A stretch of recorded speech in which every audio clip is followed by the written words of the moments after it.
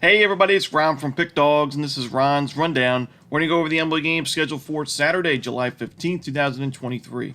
Now, if you like what you see, make sure to give this video a big thumbs up and subscribe to our channel. Don't forget to put your baseball picks in the comments section below. And if you're looking for my best bets, including my $19 rundown best bet, you can find those at the Premium Picks tab at pickdawgz.com. Alrighty, let's get into it. Here are the games for Saturday in Major League Baseball. First up, it's the Boston Red Sox taking on the Chicago Cubs. We're going to see James Paxton and Marcus Stroman on the mound in this one. Two good starting pitchers, two starting pitchers with sub-3 ERAs in 2023. But I do think that James Paxton is in better form. His last 5 starts, 3 earned runs or fewer in all 5 of those games. Marcus Stroman wasn't the sharpest his last couple of games before the All-Star break. I also think the Red Sox lineup in general is a little bit more reliable. Both of these bullpens pretty inconsistent so far in 2023, but I do give the edge to Boston here on the road. I think Paxton is the better starting pitcher right now, so give me the Boston Red Sox at a really good price on the money line on the road. Next up, it's the Arizona Diamondbacks taking on the Toronto Blue Jays. No official starter for Toronto right now, but we should see Zach Gallen going for Arizona. We know Gallen's having a great season for the Diamondbacks as their ace in the rotation, but he has struggled on the road this year. There's no doubting that. At home, he's been one of the best starting pitchers in baseball. On the road, he's got an ERA above 5, and we know his last road start was against the Los Angeles Angels. Gave up a lot of sharp contact in that game, even though he was still able to earn some strikeouts and give the Diamondbacks some decent innings. Gave up 4 earned runs in the end, 2 home runs in that ball game. And I do think that, the Toronto Blue Jays, they're a solid lineup against right-handed pitchers. I do think they'll be able to get to Zach Gallen in this game early on. We'll have to see who the official starter is for Toronto, but their bullpen's been pretty good this year in the last 30 days as well. So give me the Toronto Blue Jays on the money line. We're going to get a really good price with Toronto at home. Next up, it's the Cleveland Guardians taking on the Texas Rangers. Gavin Williams and Andrew Heaney are your starters. I don't love this matchup for the Guardians. Gavin Williams, I think, has a lot of potential in his game. I like the fact that he can miss a lot of bats. He's had pretty good strikeout stuff, but as of late, we saw before the All-Star break, in his last 12 innings of work against the Royals and Braves, giving up 7 earned runs and 3 home runs combined.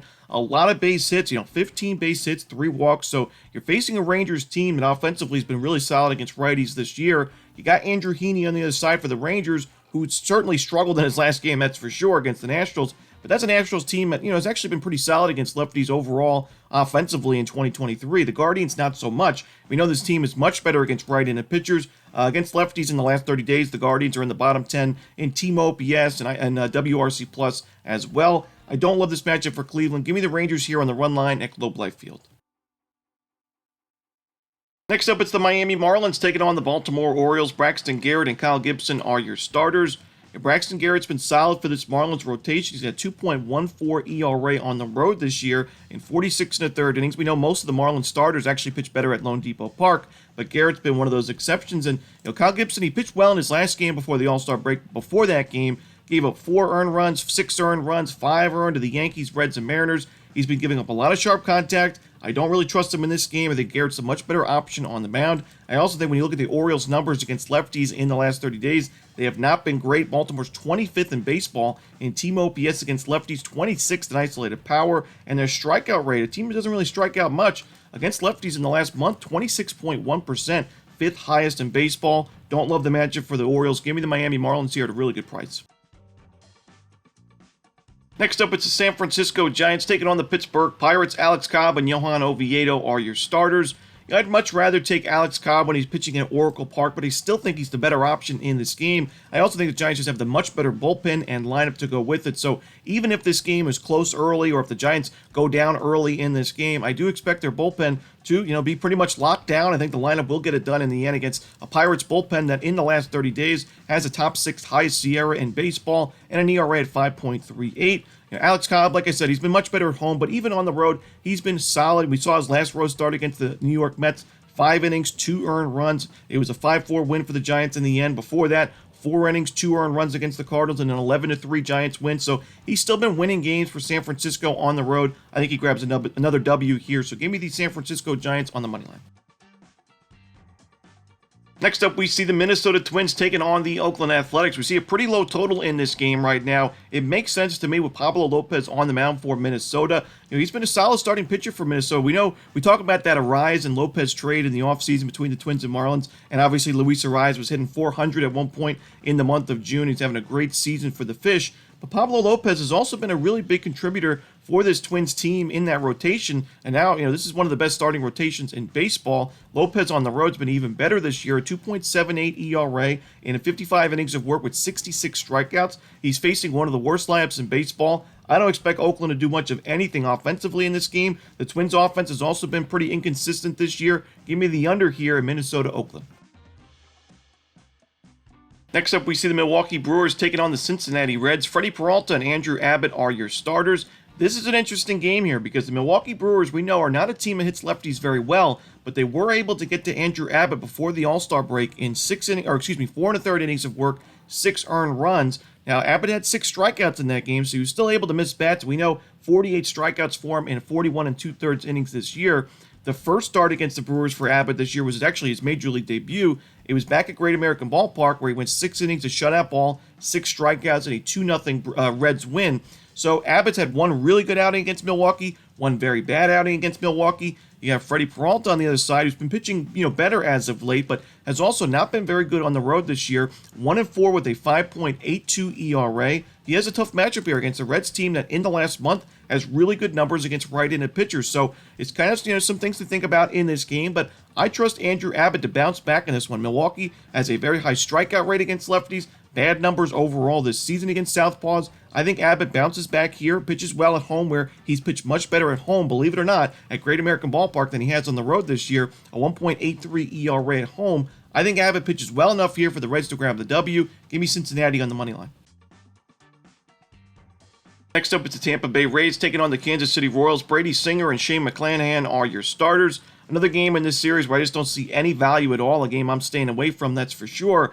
I honestly probably would have leaned towards Kansas City if Brady Singer didn't give up those 6 earned runs and 13 base hits in that last start against the Guardians before the All-Star break. He's just been very inconsistent this year. He has been better at Kauffman Stadium, so maybe it is worth a look with Kansas City, but McClanahan's a very good option on the other side for Tampa Bay. He was struggling a little bit before the injury, but Kansas City has a very high strikeout rate and bad numbers overall against lefties this year. The Royals' bullpen's also not trustworthy, so for me, I do think Tampa Bay wins this game and covers the run line in the end, but like I said, absolutely no value in a game like this. Next up, it's the Chicago White Sox taking on the Atlanta Braves with Lance Lynn and Spencer Strider on the mound. I see the improvements that Lance Lynn is making in his game, but I don't love the matchup for him. First of all, I don't think his offense is going to back him up much. The White Sox 22nd in baseball and team OPS against righties in the last 30 days with a pretty steep strikeout rate to go with it, facing a strikeout-dependent starter who, in Strider, he had some struggles in the middle of June, but he's been much sharper ever since. His first 2 outings of July, really good 1.38 ERA in those 2 starts. And I also don't love the matchup for Lynn against the best lineup in baseball against right-handed pitchers this year. In the last 30 days, good OPS numbers, isolated power numbers, and a low strikeout rate to go with it. Give me the Atlanta Braves here on the run line at Truist Park. Next up, it's the Los Angeles Dodgers taking on the New York Mets. We're going to see Kodai Senga going for New York. No official starter for Los Angeles. For me, these are the types of games the Mets have to win if they want to get back in that playoff race in the National League wildcard. As Kodai Senga has been arguably your best starting pitcher this year. He was a late addition to the All-Star team for good reason. He's got a solid ERA. He's got good strikeout numbers. In 4 of his last 5 starts, 2 earned runs or fewer in those games, including his last start against the Diamondbacks where he had 12 strikeouts, one of his best performances so far. And, he's been pitching really well at Citi Field. He's got a sub-3 ERA at home this year. On the other side, the Dodgers, no official starter, so it could be a bullpen game, could be a spot starter. It hasn't really gone too well for Los Angeles as of late. They've had to deal with some injuries in that rotation, so these are the types of games the Mets have to take advantage of. They have a pretty sizable advantage, I think. I'm going to take the New York Mets on the money line at Citi Field. Next up, we see the Washington Nationals taking on the St. Louis Cardinals with Steven Matz and Jake Irvin as your starters.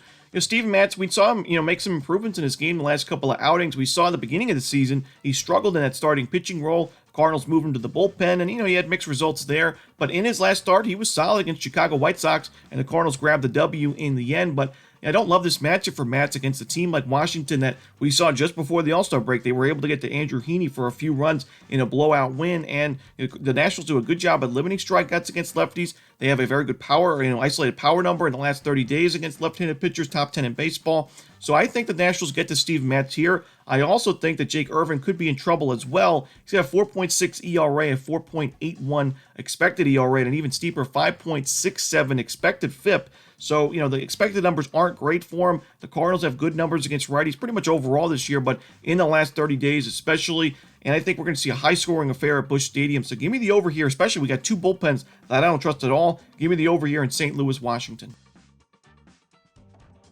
Next up, it's the New York Yankees taking on the Colorado Rockies. Clark Schmidt and Connor Seabold are your starters.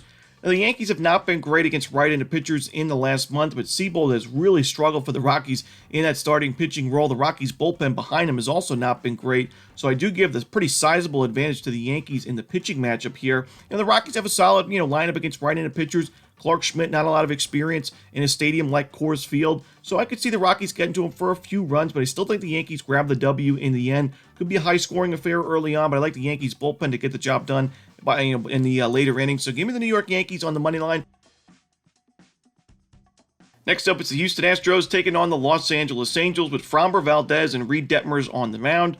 And I mentioned in Reed Detmers going into his last start against the Dodgers, I was pretty concerned for him because I watched that game for him, against the Arizona Diamondbacks the previous outing, where he had really good numbers on paper. He had good strikeout numbers. The Angels got the win in the end, but he was giving up a lot of fly balls and a lot of sharp contact. Gave up a home run to Carson Kelly in that game, and now facing the Dodgers, one of the best lineups in baseball against lefties on the road. It was really, a tough spot for him. He struggled in that game. 7 earned runs and 3 home runs in that one. Now you're facing your division rivals, another team that hits lefties very well in the Houston Astros, facing Framber Valdez, one of the best lefties in baseball. I don't love this matchup for the Angels without Mike Trout in the lineup.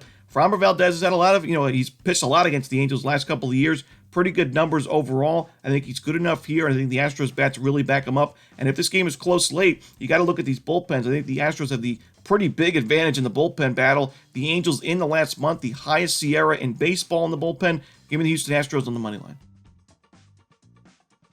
And the final game for Saturday's card in Major League Baseball, it's the Seattle Mariners and the Detroit Tigers. Michael Lorenzen and George Kirby are your starters.